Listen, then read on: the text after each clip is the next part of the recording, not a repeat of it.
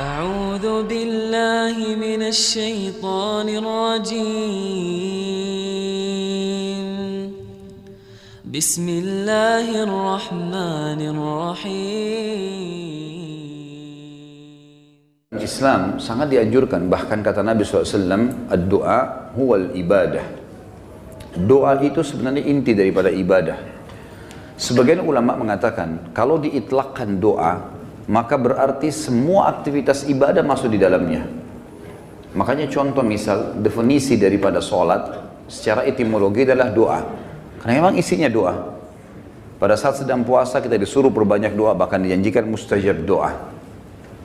Kita melakukan aktivitas apa saja, keluar rumah, masuk rumah, mau makan, habis makan, mau keluar masuk kamar mandi, keluar kamar mandi, mengenakan pakaian, membuka pakaian, apa saja ada doanya.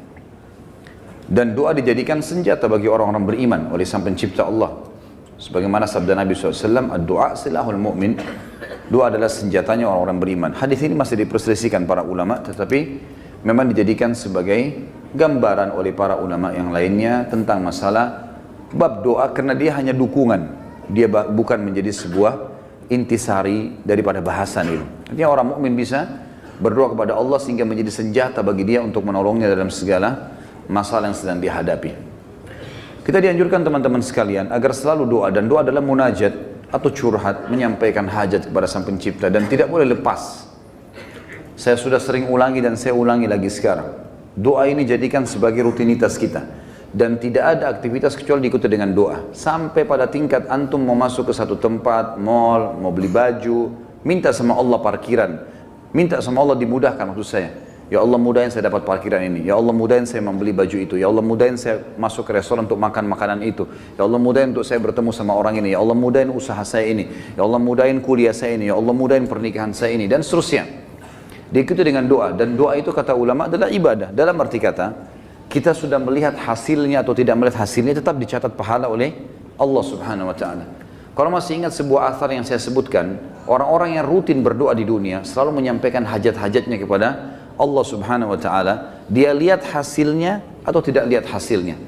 Maka orang-orang seperti ini yang belum melihat hasil dari doanya, seakan-akan bagi dia mungkin belum diijabah, maka dalam sebuah riwayat dikatakan akan datang orang-orang seperti ini hari kiamat diberikan pahala bergunung-gunung. Lalu mereka kaget, pahala dari mana ini? Bertanya pada para malaikat. Lalu para malaikat berkata, ini adalah pahala doa-doa kalian yang belum kalian dapatkan jawabannya di dunia. Maka pada saat itu mereka semua berharap kalau semua doanya selama di dunia tidak diberikan di dunia, tapi diberikan di akhirat, karena besarnya pahala yang didapatkan. Kita dianjurkan untuk membaca doa-doa positif, dan selalu kita berpikir positif juga pada Allah, atau bersangka baik. Tidak ada doa yang dimulai teman-teman sekalian, baik dengan Rabbana, wahai Tuhanku dan penciptaku, atau Allahumma, ya Allah, atau apalah yang kita ucapkan, kecuali pasti sudah ada garis finishnya. Kalau kita sudah mulai start, kita sudah tahu pasti ada finishnya. Tinggal semua jawaban yang Allah kasih kepada kita, semua jawaban yang Allah kasih dari permintaan doa kita, itu mengikuti proses sistem atau sunnatullah yang telah Allah berikan kepada kita. Maksudnya ada prosesnya. Jadi kalau kita berdoa, berarti sudah ada garis finish. Tinggal mungkin seminggu, mungkin sebulan, mungkin setahun. Mungkin ada orang berdoa bertahun-tahun, baru Allah SWT berikan kepada dia, karena bobot dari permintaannya besar. Maka Allah SWT sesuaikan dengan sunnatullah atau sistem yang dia telah buat dalam kehidupan manusia itu sendiri. Nabi SAW sebaliknya teman-teman melarang kita berdoa mengucapkan kalimat-kalimat yang berbau permohonan atau permintaan, sadar atau tidak sadar, yang buruk.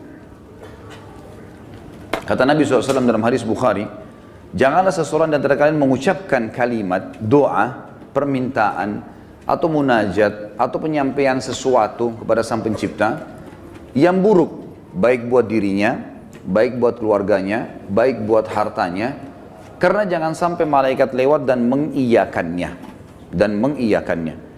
Misal, orang bertengkar suami istri, kemudian dia mengatakan, saya berharap tidak akan bersama sama kamu lagi. Dia nggak sadar kalimat ini bisa jadi doa. Walaupun dia dalam kondisi emosi. Tidak boleh orang, saya pernah sampaikan kalau masalah anak-anak, kamu nakal sekali. Atau mungkin dia ucapkan tentang rumahnya, kendaraannya, sial tempat ini. Panas, tidak beruntung tempat ini. Atau bahasa apalah. Doa-doa atau kalimat-kalimat yang terlantunkan seperti ini, yang akhirnya sama saja munajat tapi buruk buat dia, buat keluarganya, buat tunggangannya, buat hartanya, namanya laknat. Namanya laknat. Sudah paham makna laknat? Hah? Mana suaranya? Berarti semua ucapan negatif untuk diri, untuk keluarga, untuk harta, namanya laknat. Dan ini hukumnya dosa besar. Tidak boleh melaknat diri sendiri, nggak boleh melaknat keluarga, nggak boleh melaknat harta. Dan laknat saya bilang tadi, masuk di dalamnya semua perkataan yang akhirnya berisi munajat, harapan, permintaan, tapi negatif. Ini nggak boleh. Dan ingat teman-teman, bukan cuma sekedar tidak boleh, Imam Az-Zahabi masukkan dalam dosa besar. Kita nggak boleh melaknat diri sendiri, nggak boleh melaknat juga orang lain, nggak boleh melaknat harta, nggak boleh melaknat benda, nggak boleh semuanya. Dan kita akan baca nanti ada hadis, ada seekor unta yang dilaknat oleh pemiliknya, maka Nabi SAW suruh penduduk Madinah muslimin meninggalkan unta itu. Jangan ada yang sentuh lagi unta itu, karena sudah dilaknat oleh pemiliknya. Hanya karena pada saat pemiliknya nunggangi dia, kaki unta ini kesentuh batu, akhirnya dia hampir jatuh. Mungkin kalau kita naik mobil atau motor sekarang, tiba-tiba ada yang ugal-ugalan, lalu kita rem tiba-tiba. Kadang-kadang ada orang kalau kurang berzikir teman-teman, tidak biasa lisannya berzikir, yang keluar semua kata kotor nantinya. Tapi kalau orang biasa berzikir, oh subhanallah, Allahu Akbar, dia berzikir lain. Itu positif, karena dia sudah terbiasa berzikir, maka keluar kalimat itu. Atau tabrakan tiba-tiba, na'udzubillah. Tapi kalau dia tidak biasa, maka otomatis keluar kalimat-kalimat yang tidak baik. Dan itu bisa jadi doa buat dia atau buat orang lain. Nah kalau buruk berarti namanya laknat, dosa besar. Jelas ya? Ini judulnya. Judul dosa besar 39 adalah melaknat. Saya akan bacakan Imam Az-Zahabi mengangkat dalil-dalilnya teman-teman sekalian. Di antaranya adalah hadis riwayat Bukhari Muslim, hadis yang sangat ringkas, pendek, padat sekali. Dan sebagian ulama mengatakan dari hadis ini sudah cukup sebenarnya setiap mukmin punya pengontrol dalam bermuamalah dengan dirinya atau orang lain. Pendek sekali bunyinya, kata Nabi SAW, la'nul mu'mini kaqatlihi. Melaknat seorang mukmin adalah seperti dosa membunuhnya. Seperti dosa membunuhnya. Jadi kalau kita lagi jengkel sama seseorang, selama dia muslim, kalau kita ucapkan kalimat itu maka akan kena. Dalam sebuah hadis yang lain apa? Kalau seandainya ada orang melaknat orang lain, maka laknat itu akan naik ke langit. Kemudian tidak diterima di langit. Lalu Allah memerintahkan laknat itu, doa buruk tadi, kembali ke dunia. Kalau orang yang disebutkan padanya laknat berhak mendapatkannya, memang dia orang pelaku itu, maka akan kembali padanya. Tapi kalau tidak, maka akan kembali pada pengucapnya. Jadi pengucapan doa buruk bisa kembali kepada pengucapnya, kembali kepada kita, na'udzubillah. Kecuali keadaannya teman-teman, memang kita dibolehkan melaknatnya secara syar'i, seperti orang melaknat iblis, melaknat atau mengutuk orang-orang kafir yang sengaja memerangi kaum muslimin. Seperti di kancah peperangan, ada orang kemudian menyerang muslimin dan menyakiti muslimin, lalu kita mengatakan semoga Allah membinasakannya. Sama kan laknat itu. Tapi di sini babnya terbuka, pintunya terbuka, ya. Karena memang dibolehkan secara syar'i. Kalau orang hanya pelaku maksiat teman-teman, tidak boleh dilaknat. Apalagi kalau dasarnya orang ini orang mukmin yang tidak bermaksiat. Seperti pernah ada seorang yang berzina di zaman Nabi SAW lalu dirajam, dilempar batu. Lalu ada seorang sahabat berteriak mengatakan semoga Allah melaknatmu. Kenapa? Karena dia berzina. Dan memang nyata, kepergok, lagi dihukum. Berarti orang lagi buat maksiat kan? Sama kalau kita orang lagi mabuk misalnya di pinggir jalan. Tetap nggak boleh dilaknat teman-teman. Lebih baik kita ucapkan apa? Jangan kita bilang semoga Allah binasakanmu. Mudah-mudahan mobilmu tabrakan. Nah, ini nggak boleh kita ucap. Ya Allah berikan hidayah. Karena pengucapan ini laknat tadi.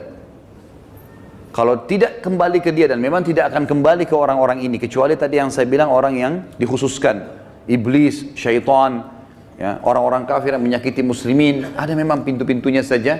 Kalau tidak, cuma orang yang bermaksiat dari kaum muslimin tidak boleh, apalagi dasarnya bukan orang bermaksiat. Para ulama, para dai, para orang-orang soleh dan solehah diolok-olok, dicaci maki, ini semua masuk dalam masalah bahasan laknat. Melaknat orang mukmin maka lebih berat atau bahkan sama dengan membunuhnya. Kita tahu membunuh dosa besar, sebagaimana sudah kita bahas juga di dosa besar kita yang kedua. Masalah membunuh adalah dosa besar dan itu sangat berat. Dan membunuh orang mukmin, teman-teman sekalian, itu dalam ayat Al-Quran disebutkan termasuk yang diancam kekal di neraka selain kekafiran, kemunafikan, kemusyrikan, juga dalam membunuh mukmin secara sengaja. Ini ada ancaman kekal di api neraka, gitu kan? Dan ini masih khilaf di antara ulama memang, tapi umumnya ulama mengatakan zahir hadis ayatnya begitu. Wa may yaqtul mu'minan muta'ammidan fajazaohu jahannam khalidina fiha. Siapa yang bunuh orang mukmin, maka dia akan disiksa atau dikekalkan di dalam api neraka, ya. Itu ada di dosa besar nomor 2. Maka dia akan dimasukkan ke dalam api neraka dan dia akan kekal di dalamnya. Maaf, sebentar saya pastikan lagi.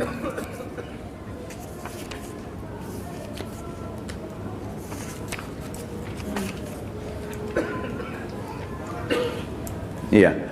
Ayatnya dalam surah An-Nisa ayat 93, A'udzubillahi minasyaitonir rajim, wa may yaqtul mu'minan muta'ammidan fajazaohu jahannamu khalidan fiha wa ghadiballahu 'alaihi wa la'anahu wa 'adda lahu 'adzaban 'azima.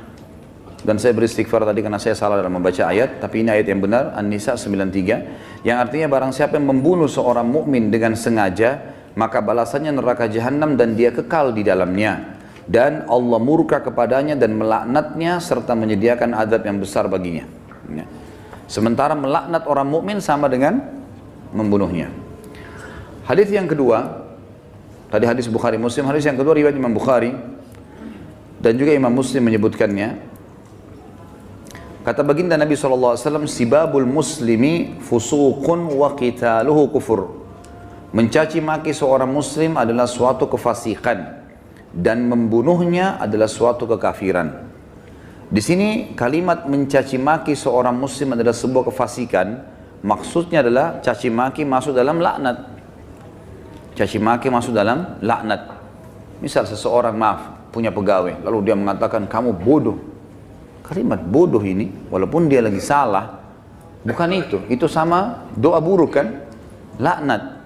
Maka bisa kembali ke dia, bisa kembali ke dia. Tapi pengucapnya walaupun orang itu layak mendapatkan kalimat bodoh, kembali ke dia kalimat itu, tapi laknat ini bisa kembali menjadi dosa besar bagi pengucapnya. Dan lebih baik jangan diucapkan. Lebih baik jangan diucapkan.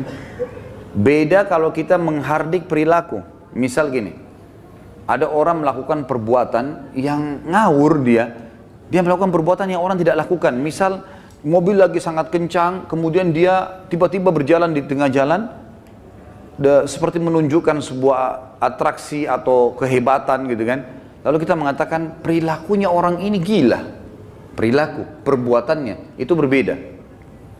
Yang dimaksud dalam sini adalah masuk kepada individunya. Karena perilakunya memang betul salah, gitu kan? Perilakunya salah.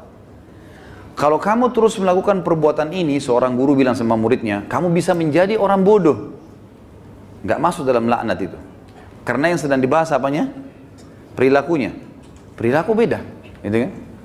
Kalau kamu terus saja seperti ini, telat datang di kantor, tidak mengerjakan pekerjaan, kamu tidak akan berprestasi. Kata-kata tidak berprestasi, buruk atau tidak? Buruk. Masuk semua dalam globalnya makna laknat, tapi tidak masuk di sini karena dia sedang menilai perbuatan memang yang sedang salah. Beda, gitu kan? Seseorang membersihkan rumah atau masjid masih kotor. Ini kenapa dibiarkan kotor? Kalau begini nanti orang akan menilai kamu buruk. Menilai perbuatanmu buruk. Bukan laknat itu. Jelas ya? Jadi yang kita maksud di sini adalah individunya. Mencaci maki di sini masuk di dalamnya adalah kefasikan dan membunuhnya adalah sebuah kekafiran. Kemudian dalam hadis Muslim dari Rasulullah SAW bahwasanya beliau bersabda di dalam hadis yang diriwayatkan Imam Muslim juga, la yakunu la'anu syufa'a wala syuhada yaumal qiyamah. Orang-orang yang gemar melaknat, lidahnya suka mengucapkan kata-kata buruk. Termasuk yang teman-teman ya, saya sering dengar orang bercanda sama temannya, ucapkan nama binatang, ya. Panggil nama binatang, panggil kata-kata buruk, ya. Kadang-kadang kalau ditanya apa itu, oh itu artinya ini, oh itu arti buruk semua. Walaupun dia cuma bercanda sama temannya. Di sini dikatakan orang yang suka melaknat, lisannya suka diucapkan kata-kata negatif begini untuk dirinya, untuk orang lain, untuk kendaraan, untuk tunggangan, harta dan seterusnya, tidak akan bisa memberi syafaat. Dan syafaat adalah pertolongan. Saya pernah tekankan teman-teman, syafaat itu akan didapatkan bagi kalau manusia biasa kayak kita, kalau timbangan amal kita sudah lolos. Kalau kita sudah ditimbang amal baik, amal buruk, lalu amal baik kita lebih banyak, maka kita akan bisa memberikan syafaat orang lain. Sebagian ulama mengatakan sesuai dengan kadar lebihnya pahalanya dia. Misal pahalanya 10.000, dosanya 100, maka lebihnya, selisihnya dia bisa membantu orang sejumlah itu, tapi bukan diambil pahala dia, cuman kadarnya saja. Ini ulama ambil daripada hadis Nabi SAW yang berbunyi, sesungguhnya akan ada dari umatku yang bisa memberikan syafaat sejumlah suku Mudar. Suku Mudar adalah suku Arab yang sangat banyak jumlahnya, gitu kan. Ada orang kena banyak sekali amal solehnya, dosanya sedikit, dia lolos, kemudian dia bisa memberikan pertolongan sampai satu suku, gitu kan. Lalu lanjutan hadis kata Nabi SAW, dan ada juga di antara umatku yang akan saking besarnya dosa yang dia lakukan, yang akan membesar di neraka sampai dia sendiri menjadi salah satu sudut neraka itu. Tapi saksi bahasan kita potongan pertamanya, orang yang suka melaknat teman-teman tidak boleh memberi syafaat. Sebagian ulama mengatakan syafaat di sini masuk dunia dan akhirat. Artinya kalau ada orang mau merekomendasikan orang lain, tidak layak dia bisa memberikan rekomendasi kalau dia sendiri suka melaknat, suka menghardik, suka mencaci maki, suka menyalahkan, ya, mendoakan yang buruk. Dan juga dia tidak akan menjadi saksi untuk umat-umat yang lain yang disampaikan risalah pada mereka pada hari kiamat. Karena nanti kita akan menjadi saksi hari kiamat. Nanti dalam sebuah hadis dikatakan Nuh alaihissalam didatangkan oleh Allah di mahsyar bersama dengan kaumnya. Lalu Allah tanya, hai Nuh, kau sudah sampaikan belum apa yang saya perintahkan? Kata Nuh, sudah ya Allah. Tanya kaumnya, apakah Nuh sudah dakwakan kalian? Enggak pernah Nuh datang kepada kami. Lalu kata Allah SWT kepada Nuh, siapa saksimu Nuh? Dia bilang Muhammad dan ke umatnya. Dipanggillah Nabi Muhammad SAW dengan kita semua memberikan syafaat. Ya, kita memberikan kesaksian, bahwasanya betul Nabi Nuh sudah menyampaikan dan kami terima dalam Al-Quran dari surah Nuh engkau turunkan ya Allah. Jumlahnya sekian ayat, lalu ayat-ayatnya ditilawakan sehingga kaum Nuh tidak bisa membantah. Karena apa yang mereka lakukan Allah sudah sampaikan dalam Al-Quran. Nah, orang yang suka melaknat tidak bisa ikut-ikutan memberikan kesaksian. Tentu ini sebuah kebanggaan pada hari kiamat ya. Karena kita bisa jelas, oh ini umat Muhammad, umat yang terbaik, karena kita umat terbaik. Sebagaimana sabda Nabi SAW dalam sebuah hadis yang sahih yang lain, tidak ada satupun umat sebelum kalian kecuali berharap menjadi kalian, gitu kan? Karena besarnya fadilah kita sebagai umat Nabi Muhammad SAW. Nabi SAW juga mengingatkan agar setiap muslim tidak boleh memilih teman yang suka melaknat atau lisannya suka mengucapkan kata-kata yang tidak baik. Nah, itu disebutkan di dalam riwayat Imam Muslim. Kata Nabi SAW, la yanbaghi li sadiqin an yakuna la'anan. Tidaklah patut bagi seorang teman menjadi seorang tukang laknat atau suka melaknat.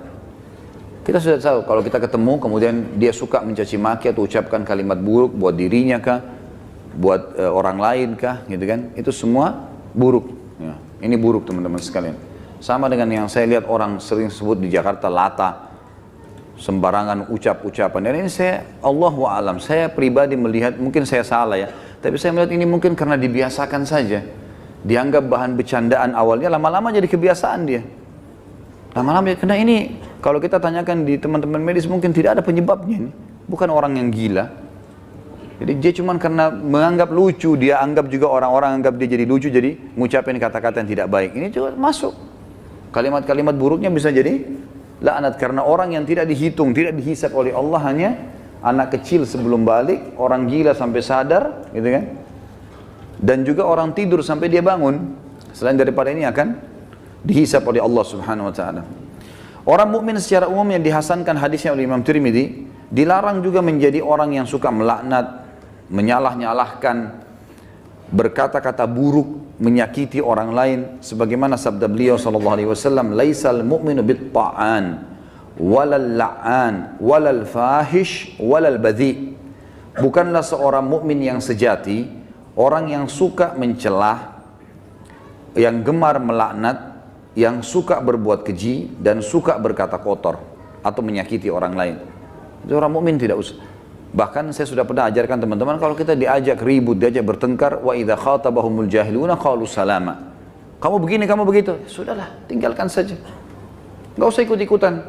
Karena dua orang yang bertengkar, dua-duanya jadi jelek mukanya. Kenapa antum mau ikut-ikutan jadi jelek seperti dia? Karena kita manusia, ada emosi. Kalau lagi bertengkar dengan orang, tidak usah baca WA-nya, tidak usah baca SMS-nya, tidak usah dilihat. Baca Al-Quran, berzikir kepada Allah, doain supaya dapat hidayah. Belum lihat, mungkin dia marah, semoga Allah kasih hidayah, selesai. Insya Allah Allah kasih kebaikan itu, nanti Allah perbaiki, gitu. Daripada ikut-ikutan. Karena dia buruk, kita buruk. Dia melaknat, kita bisa melaknat. Dua-duanya hanya kena keburukan. Dan kata Nabi SAW, kalau dua orang sedang bertengkar, maka laknat Allah turun kepada yang memulainya. Siapa yang memulai pertengkaran, dia yang dilaknat sama Allah. Jadi kalau laknat dari Allah melalui malaikat adalah diangkat berkah hidupnya. Kalau laknat kita, manusia kita mengucapkan, berarti kita berharap keburukan buat diri kita atau orang lain. Kalau dari malaikat, dari Allah itu diangkat berkah hidupnya. Kalau dua orang bertengkar, maka laknat Allah turun kepada orang yang memulainya. Dan yang tidak membalasnya terus didoakan malaikat agar dapat rahmat dan pengampunan sampai dia membalasnya. Kalau dia sudah balas, dua-dua kena laknat. Jadi tinggalkan saja. Kamu begini, kamu begitu ya, ngomong aja, kita jalan saja. Dia yang ngomong, tulis SMS sampai 1000, tidak usah baca. Tidak usah baca. Kita baca, wah dia begini, balas lagi, habis umur gitu, untuk apa? Kita kalau balas SMS, balas WA begitu bertengkar itu sudah bisa satu surah Al-Quran dibaca. Satu huruf 10 pahala. Benar nggak? Amalin ya. Jangan cuma bener-bener tapi. Contoh realita lapangan, banyak orang begitu. Jadi jangan buang-buang waktu, nggak ada gunanya. Orang mukmin itu tidak suka mencela, memang tidak gemar, dia tidak mau, nggak usah ribut-ributan. Kita jelaskan pada saat perlu. Kalau ada pun orang teman-teman, ada dosa besar nanti yang kita bahas, masalah tidak boleh berdebat. Kalau hal-hal yang kita anggap perlu berdebat, menjelaskan argumentasi dan ada manfaat, sampaikan. Gak ada manfaat, gak usah. Kalau diajak dialog, kemudian kita nanti jelaskan juga sama saja, gak ada perubahan, dan kita tahu ini sebenarnya salah, untuk apa kita berdebat? Gak ada gunanya kan? Gak ada gunanya. Pernah salah satu ulama di Madinah didatangi oleh seorang syekh Syiah dari Iran di musim haji, waktu kami masih mahasiswa di sana. Diajak berdialog, kami mau berdialog. Syekhnya angkat Quran, kemudian dia bilang di depan mahasiswa, saya mau berdebat dengan anda, tapi percaya nggak dengan ini? Quran ini, diangkat Quran, percaya nggak? Quran ini Quran ahli sunnah, 30 juz, Qurannya mereka 49. Kata dia, tidak, saya tidak percaya. Kata Syekh, saya tidak mau berdebat. Lalu rujukannya apa nanti? Nggak ada gunanya. Macam-macam mereka ucapkan, oh penakut, oh begini. Ngomong aja, silakan. Ukir kata-katamu sepanjang mungkin, tidak masalah. Tulis silakan sampai capek. Malaikat juga catat kan. Dan kalau laknat itu, doa itu tidak layak untuk orang itu, kembali ke siapa? Ke dirinya sendiri. Kamu bodoh, kamu begini. Dia sedang bilang, ya Allah jadikan saya bodoh, ya Allah jadikan saya begini, jadikan saya sial. Na'udzubillah. Hah? Paham ya? Alhamdulillah. Amalkan.